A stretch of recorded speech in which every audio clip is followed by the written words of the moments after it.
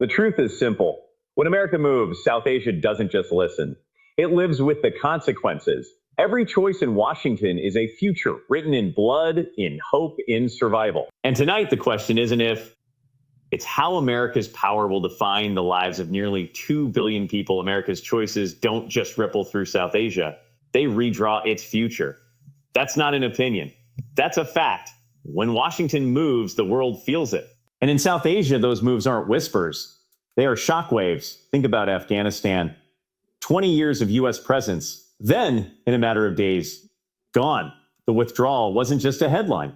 It was families running for their lives. It was women locking their doors. It was children waking up in a tree that changed overnight. One choice, one decision, a future rewritten in real time. Think about Pakistan. Billions in U.S. aid over decades, security partnerships, military operations, then sudden freezes, sudden suspensions.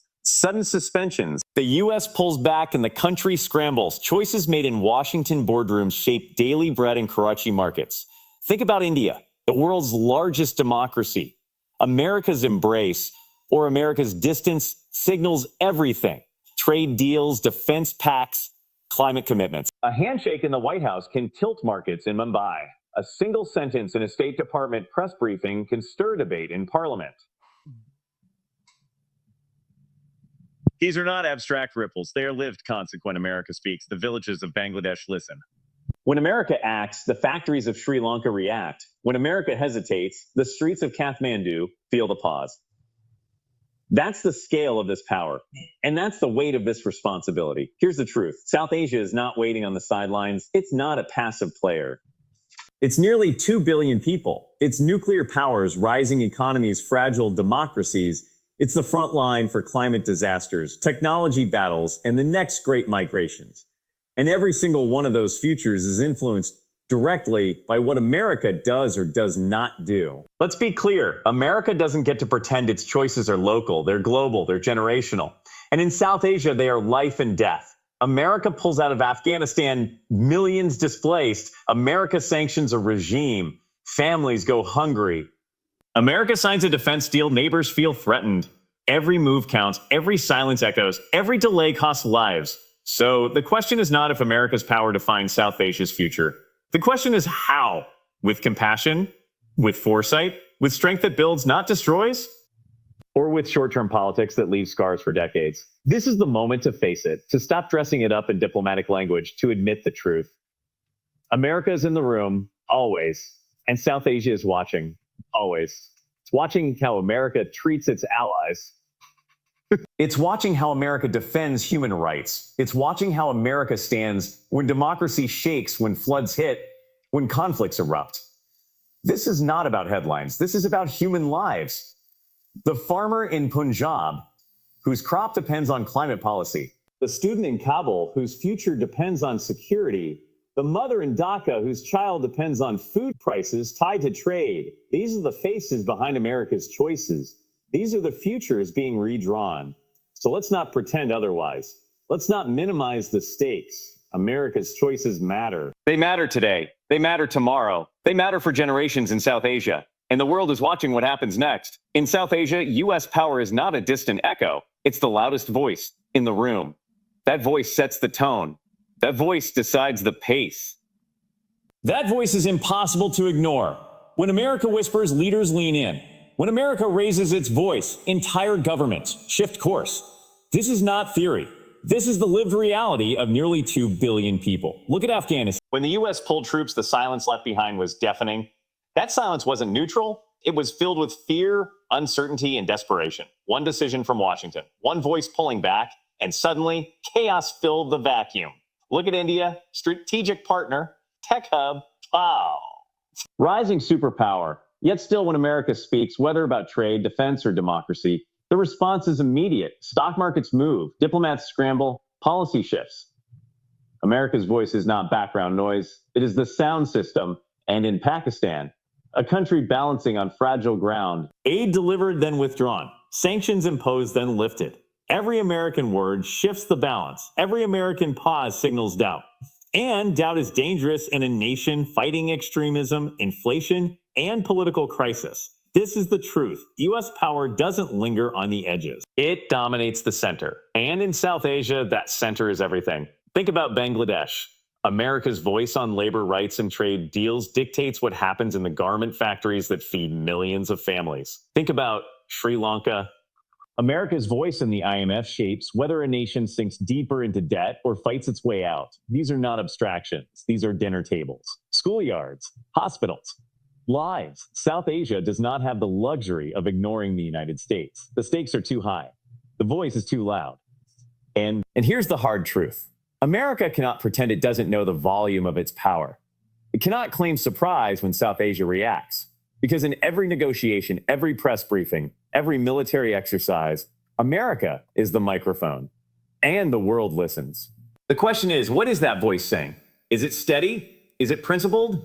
Is it consistent? Or is it fractured, divided by politics, blurred by short-term interests? Because the world hears it all. The praise, the warnings, the threats, the contradictions. South Asia hears it too. America says it defends democracy. But does it stand firm when democracy falters? America says it values allies, but does it follow through when the cost gets high? America says it leads with values, but does it? Every word counts, every inconsistency is noticed. This is the urgency. This is the responsibility. The U.S. voice is the loudest in the room. That means it can drown out smaller voices, or it can lift them. It can intimidate, or it can inspire. It can dictate, or it can empower.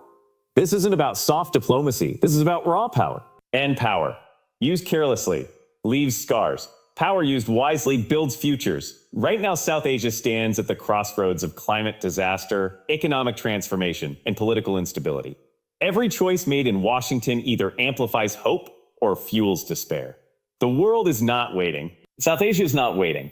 And silence is not an option. So here it is. America must own the volume of its voice, own the weight of its words, own the reality that in South Asia, no one else speaks louder because the world hears it every time, and it never forgets. Every American decision writes tomorrow's headlines for millions across South Asia. That's the truth. That's the reality, and there's no escaping it. A vote in Congress, signature in the Oval Office, a statement at the UN. These are not just policy moves. They are futures being drafted in real time. Look at Afghanistan. Washington decided to leave. And the very next morning, the headline wasn't about strategy. It was about desperate families clinging to airplanes. It was about women shut out of schools. It was about a new generation waking up to a darker tomorrow. One decision, one headline, millions of lives changed. Look at India. Trade policy, technology, rules, climate agreements. A single sentence from Washington can spark optimism or outrage. One decision in D.C. can push Indian markets up or send them tumbling. For the millions working in tech hubs, on farms and factories, that headline is not abstract. It's rent, it's food, it's survival. Look at Pakistan. Aid delivered, aid withheld, military alliances built, then broken. Every American decision is tomorrow's lead story in Islamabad. And behind those stories, families trying to buy bread, students trying to go to school, workers trying to hold on, and in Bangladesh, in Sri Lanka, in Nepal, in the Maldives, every headline is connected to Washington's choices, trade deals, climate funds, security partnerships. When America acts, the region reacts. When America hesitates, the region holds its breath. This is the power of American decision-making. It does not live in the abstract. It lives in human stories. It lives in the ink of tomorrow's newspapers. It lives in the voices of anchors reporting the fallout. So, yeah. And here's the hard part. Those headlines don't fade. They linger. They shape trust or destroy it. They build alliances or fracture them. They tell entire nations whether America stands with them or stands aside. Every decision matters. Every vote matters. Every word matters. Because the world doesn't just read the headlines. It lives them.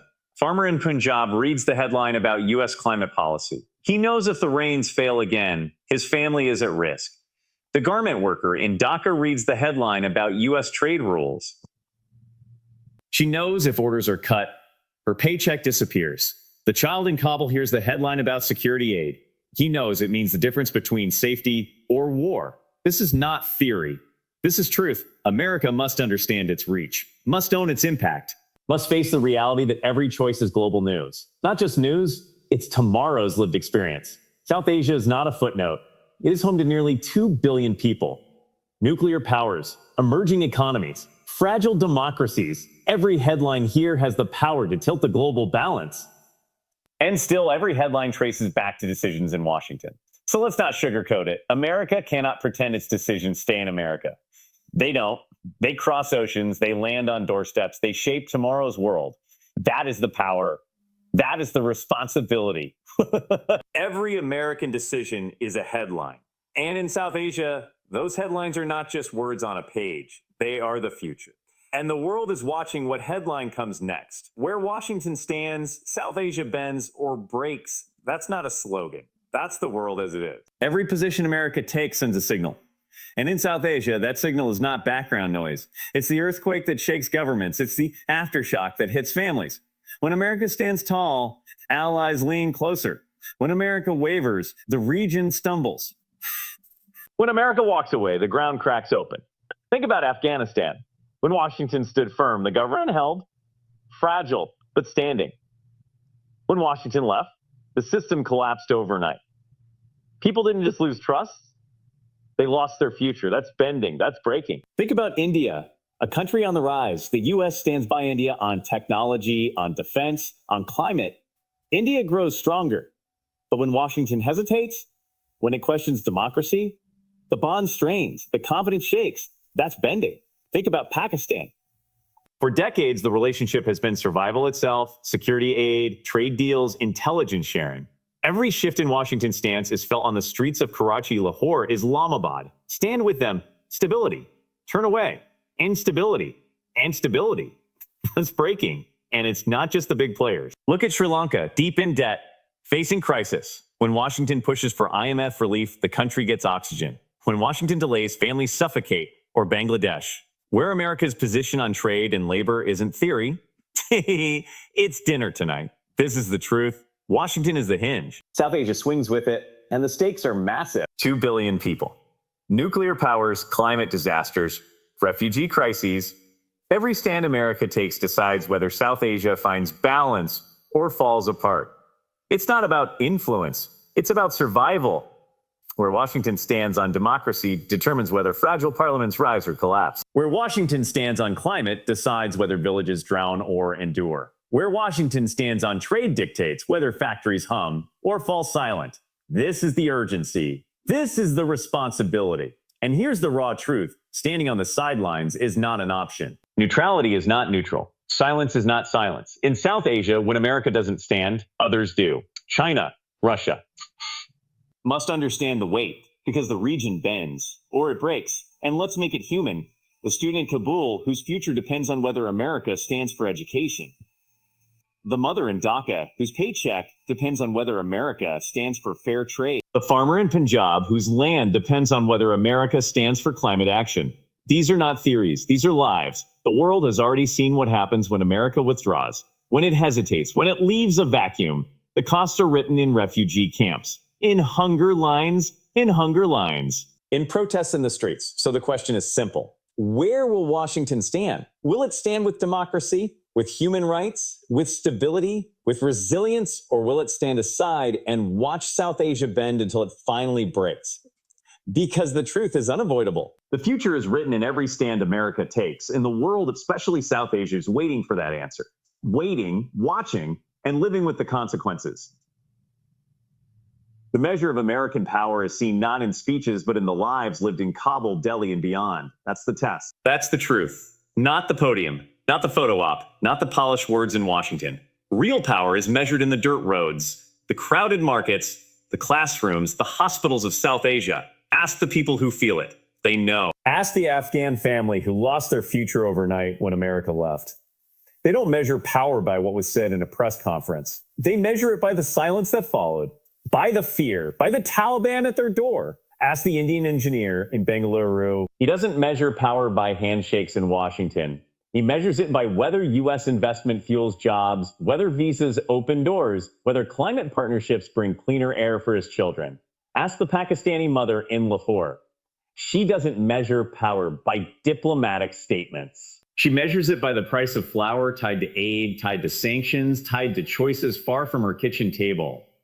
This is the truth. American power is not abstract. It's intimate, it's personal, it's measured in the smallest details of everyday life. When America acts with consistency, families breathe easier. When America pulls back suddenly, families panic. When America promises but fails to deliver, trust collapses. That's the measure. Trust, security, stability, not slogans, not speech. The measure is the child in Kabul who either goes to school or hides at home. The measure is the worker in Dhaka who either collects a paycheck or stands in an unemployment line. The measure is the farmer in Punjab who either plants a crop or watches his land turn to dust. This is the scoreboard. And America is being judged every day. The world doesn't care about rhetoric. The world cares about results. South Asia is not watching for words. It's watching for action. Because action feeds families. Action saves lives. Action builds futures. The test is clear. When disaster strikes, does America send help or hesitation? When democracy falters, does America stand firm or look away? When climate threatens millions, does America lead or lag? That's how power is measured. Not by what's said, by what's done. And here's the urgency. South Asia remembers. It remembers every broken promise. It remembers every moment of silence. It remembers every time America stood tall and every time it disappeared. These memories don't fade. They shape alliances. They shape trust. They shape the future. So America must face it. Words won't be enough. The region isn't waiting for the next speech. It's waiting for the next action. Because in South Asia, power is not an idea. It's not a headline. It's lived reality. And if America wants to measure its strength, it doesn't need to look at military budgets or trade numbers. It needs to look at the people. The mothers, the fathers, the children, the workers, the dreamers, twerkers, the dreamer. The displaced, that's the measure. Always has been. Always will be. The question is simple. What will they say tomorrow? That America stood up or stood by? That America built or abandoned? That America lived its values or just spoke? Because in Kabul, in Delhi, in Lahore, in Dhaka, those answers are already being written, but answers will define America's power more than any speech ever could.